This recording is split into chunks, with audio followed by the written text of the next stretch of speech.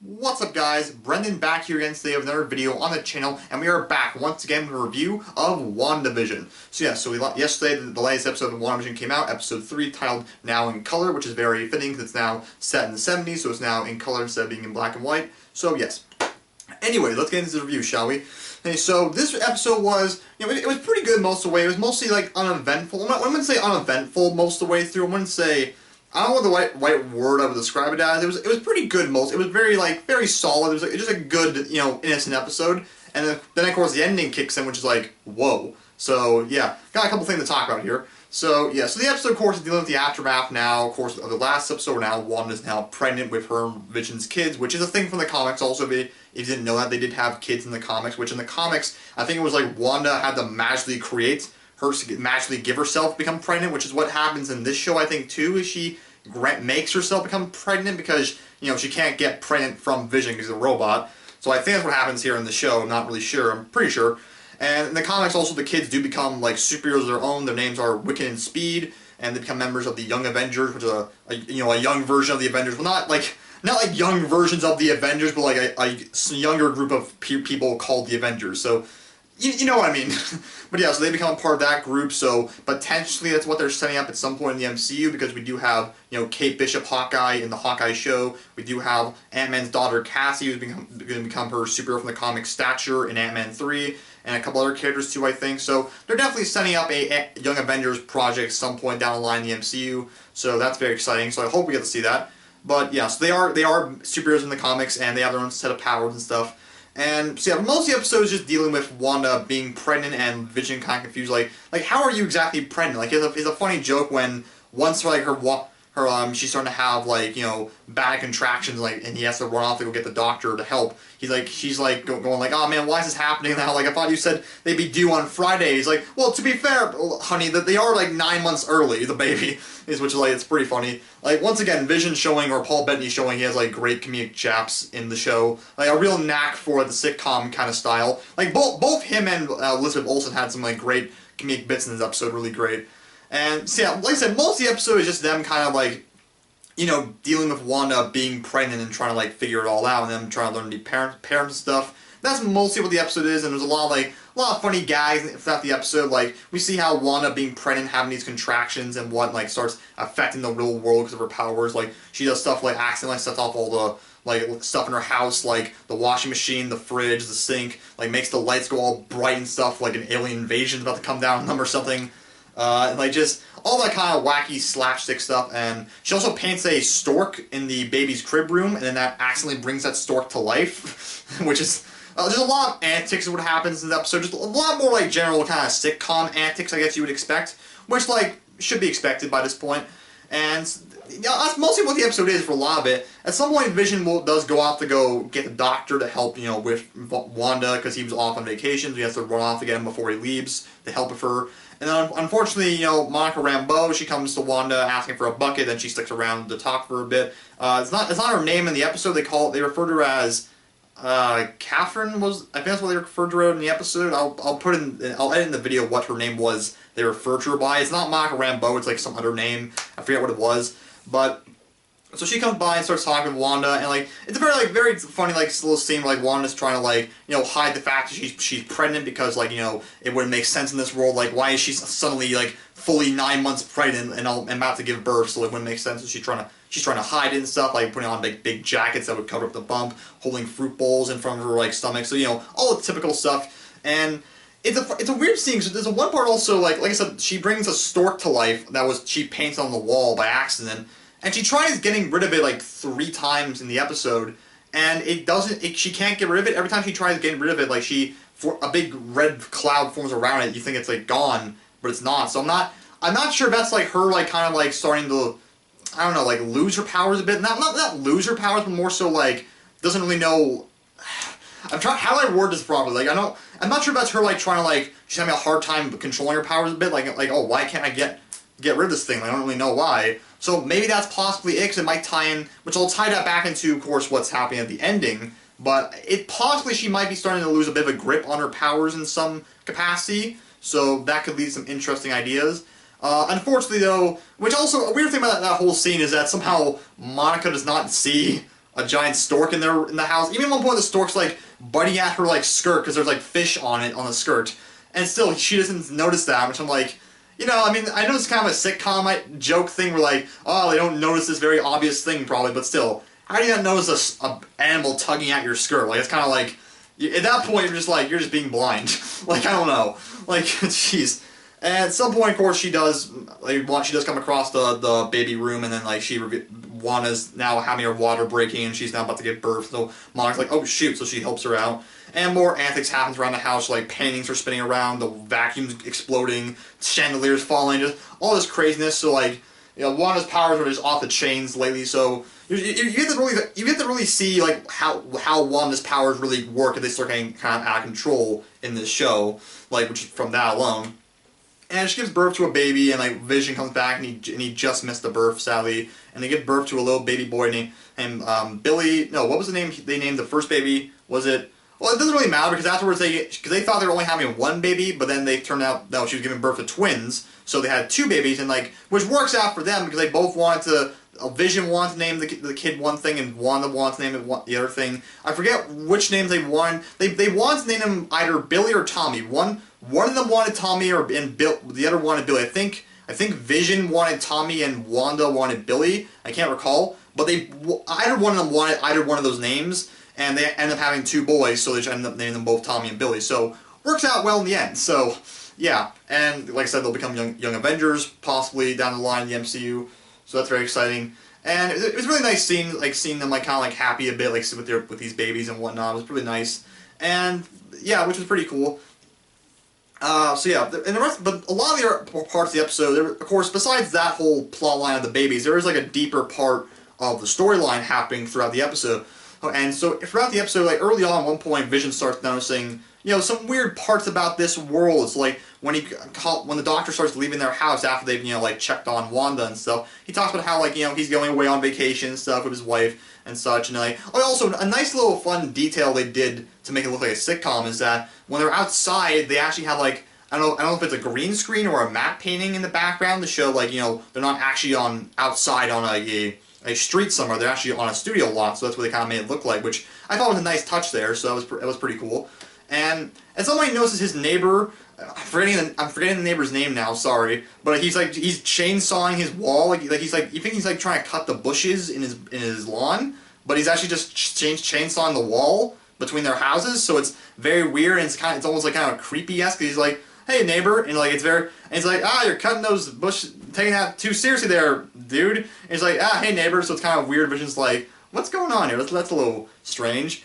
And at some point, Vision does start talking to Wanda about how something's very amiss around here in the world, like stuff like the dinner party just the other day, how like what was happening with our guests and like other stuff like at the magic show and the beekeeper. They didn't mention the beekeeper, but they just start talking about all the weird stuff that's kind of happening lately around them, and he starts saying, Wanda, I think something is not right here, and then very weirdly, like it rewinds. Doesn't rewind like the previous episode where Wanda legitimately rewinds the scene. Like it almost looked like the scene. Like it actually confused me for a second. I was like, I thought Disney Plus screwed up for a second because it like kind of jumped backwards. Like it did a thing where like a TV kind of like accidentally skips backwards, and like but of course it wasn't doing that by accident. It was on purpose doing that. And it does that, it skips backwards and kind of resets the scene where now Vision's like, aha, whatever, and then there's a laugh track and stuff. So like, Wanda changes the scene again, like, oh no, I don't want him thinking that, I don't want him talking about this stuff. So that was interesting. But then somewhere as the episode starts to end, once the babies are born, like we start to really get into this like, what's going on plot line. So like at the end of the episode, like, the doctor's now leaving again, and he starts telling Vision, how, I don't think me and the wife are going to leave for vacation anyways, because, small towns, they're hard to escape, We're starting making Vision go, alright, what's with that line? He said it's kind of a weird thing to say. And then he starts seeing, like, he sees his neighbor again along with Agatha there too, and he's talking to them, and they're still dealing with the, chainsaw on the wall thing.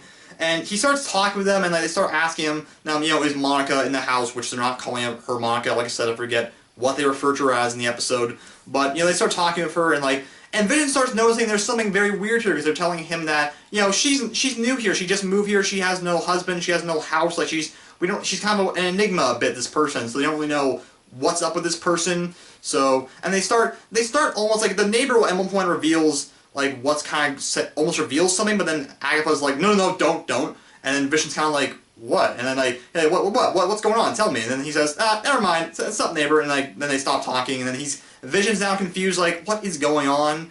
And then you come in the house while Wanda and Monica are dealing with the children. You know, Wanda starts talking with, you know, Monica, telling her about how she was also a twin. She had a brother, which was Pietro. Which that felt very nice to hear her talk about Pietro, because since like Age of Ultron, it felt like they have kind of ignored him as a character. I don't know why. Just like once after he died in Age of Ultron, it just felt like they haven't really acknowledged him a bit. I don't know. It just kind of felt like that in the last few films. They haven't really acknowledged him that much. I mean, they have a little bit, but not to a big extent. But finally hearing her reference Pietro again was very nice. So, and that was great.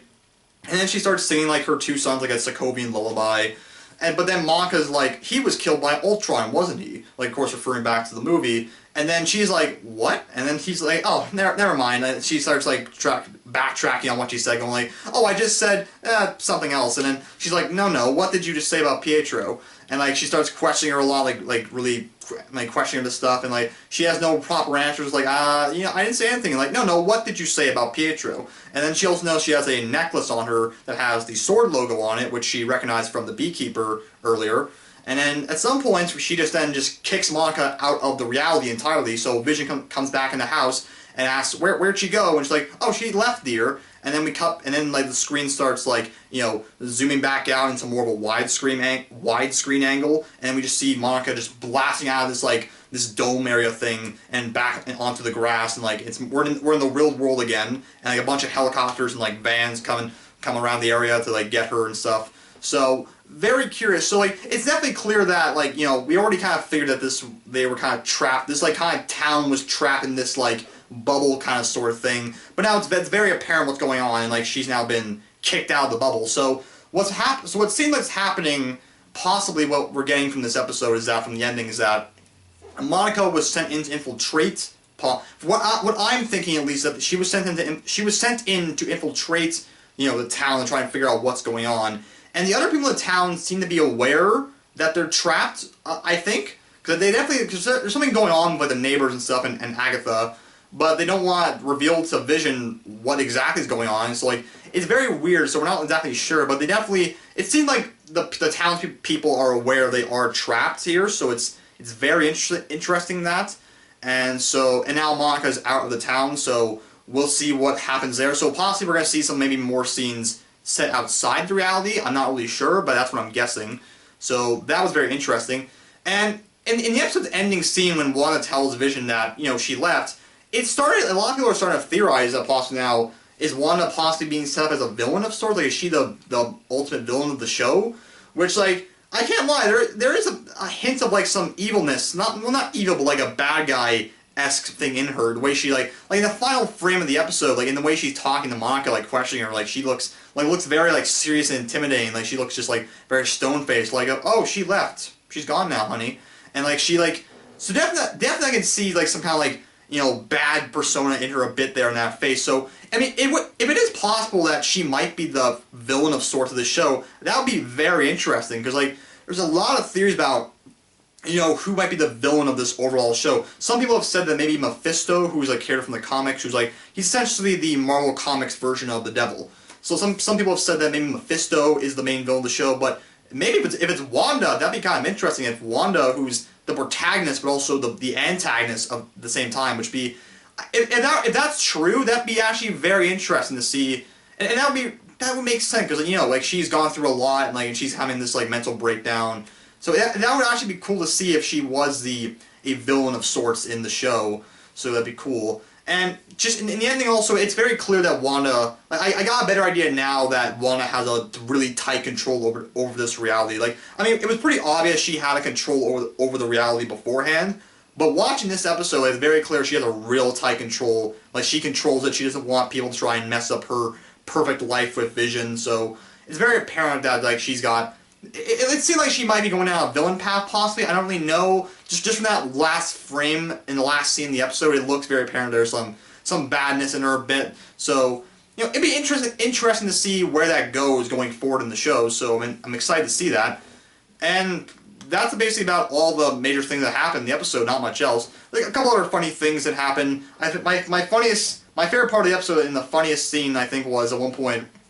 We cut to this one guy who, I forgot to mention this in the last review, I think, that there's this one character who looks almost exactly like freaking Ross from Friends. Like, seriously, like, look at this guy. It looks exactly like him. Like, it's uncanny almost. So, like, at one point there's a scene where he's in his house reading the newspaper and his wife comes in like, hey, honey, how big, do these earrings look big on me? Or she says something like that. And then Wanda's, like, contractions accidentally cause power to go out across the town and stuff, so like the power goes out in their house, so now it's dark, and he's just sitting there like, oh thank God. Like he's like, I don't have to answer a question now, oh thank God. So that was pretty funny.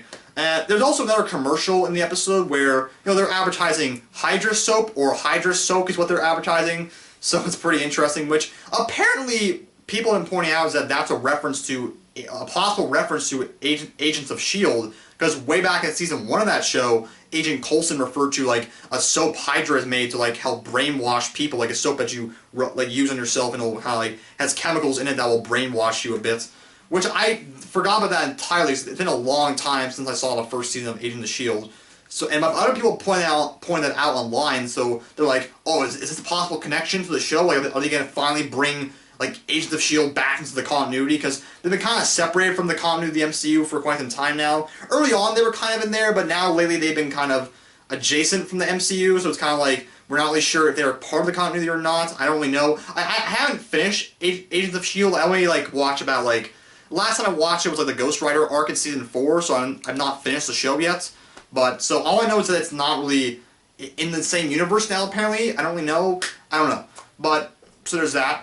So if possible that is a connection to the show, that'd be really cool to bring it in the continuity. So, and the producers have said that these commercials in the show are important to the storyline, so, maybe it might be a connection to Agents of S.H.I.E.L.D., maybe Coulson might show up, who knows? I mean, I don't know, I have not finished the show, so I don't really know, like, what could happen, like, what's the outcome of those characters, so, I don't know, but that'd be cool. So, yeah, but also going back to her not being able to get rid of the stork, I think, like, if she does become a villain of sorts, I think that might tie in a bit, because, like, she couldn't get rid, her powers weren't working, she couldn't get rid of the stork a bit, so if she does, like, go down some sort of, like, villain or bad guy path, like, I feel like her being, like, she might start losing bit of control of her powers, like, when she tries to make something, like, vanish, it won't, so she's, like, start losing her powers a bit more as time goes on, if she does go down a villain path possible, so, like, that's what I think is happening, that's what they were trying, like, that's what they were setting up with the stork, not being able to get rid of the stork. Even if she doesn't go down a villain path, I feel like that scene was teasing possibly she might start like losing a grip on her powers a bit. So I think that's a possibility about what might happen in the show at some point. Also, Pietro, I feel like them mentioning Pietro in this episode might be setting up them like bringing Pietro into the show, like having Quicksilver cameo in some way. Because I feel like there are a lot of rumors that possibly he might come back, which it possibly could come back. I mean, Vision's here, which he's dead. I mean, he's dead right now, but he's alive in this show right now. So it's possible she might be able to bring in a construct of Quicksilver or something like him into the show. I think that'd be possible. And I've heard multiple reports that Aaron Taylor Johnson is coming back to play him as Quicksilver. But I've also heard reports that possibly Evan Peters, who played him in the X-Men films, is going to play him in this show, which is very confusing, because, like, why would you have the X-Men Quicksilver play him if you had this other guy play him in the MCU, which is, like, I don't really know. My guess is if it's not Aaron Taylor Johnson and if it is Evan Peters, that might tie into the multiverse a bit, possibly. Like, maybe she accidentally brings in the multiverse Quicksilver, which is the X-Men Quicksilver, accidentally brings him somehow into the show, because they did say back at Comic-Con that this show would directly tie into Doctor Strange and the Multiverse of Madness, so if it does end up being Evan Peters Quicksilver, that might tie into that, possibly. So, or it might just be Aaron Taylor Johnson Quicksilver, which, either way, it'd be great to see either one of them. That's about it. There's not much else to talk about with this episode. Overall, it was a very good episode. I would say, I'd give it an 8 out of 10. I'll be generous. It was pretty good. It was like, yeah, it was pretty good. So, yeah, I'm definitely getting excited for this show. It's getting really interesting already. I know a lot of people were, like, kind of complaining about the show, like, this is very weird, like, what is this? But, like, people who were complaining about the show saying, like, what is this? I don't think they were paying attention to the marketing at all. Because, like, if you watch the trailers, like, you would know what you're getting into. This is like a sitcom, reality-based kind of thing where, like, Wanda's kind of messing with stuff. So, like, that's what you... If you know that going into it, you're going to be good with the show. Like, I knew that going into it. But these other people don't know, like, what this is. They're like, what is this? But I'm like, guys, like, this is literally... This is not your typical, like, superhero, like, punching, kicking, laser beam action thing. It's a much more, like character-driven kind of thing a bit. So, like... And I'm loving where it's going so far. It's definitely very interesting. So, you know, I can't wait to see where next episode goes. So, yeah. That's it for me. Thank you all for watching. Tell me in the comment section down below, what did you think of the episode, and are you excited for episode 4? You probably are. So, yeah. Anyways, yeah. Thank you all for watching, and I'll see you guys all later for next week for episode 4 of WandaVision. So yeah, see y'all later. Goodbye.